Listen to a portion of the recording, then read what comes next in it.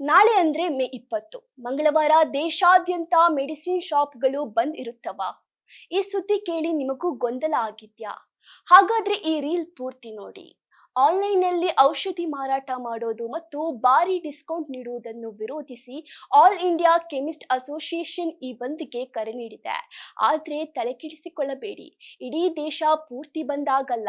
ಕರ್ನಾಟಕ, ಮಹಾರಾಷ್ಟ್ರ, ಕೇರಳ ಸೇರಿದಂತೆ ಸುಮಾರು 12 ರಾಜ್ಯಗಳ ಅಸೋಸಿಯೇಷನ್ಗಳು ಈ ಬಂದ್ನಿಂದ ದೂರ ಉಳಿದಿದೆ. ಹಾಗಾಗಿ ನಿಮ್ಮ ಏರಿಯಾದಲ್ಲಿ ಅಂಗಡಿಗಳು ತೆರೆದಿರುವ ಸಾಧ್ಯತೆ ಹೆಚ್ಚಿದೆ. ಮುಖ್ಯವಾದ ವಿಷಯ ಅಂದ್ರೆ ಯಾವುದೇ ತುರ್ತು ಸೇವೆಗಳಿಗೆ ತೊಂದರೆಯಾಗಲ್ಲ.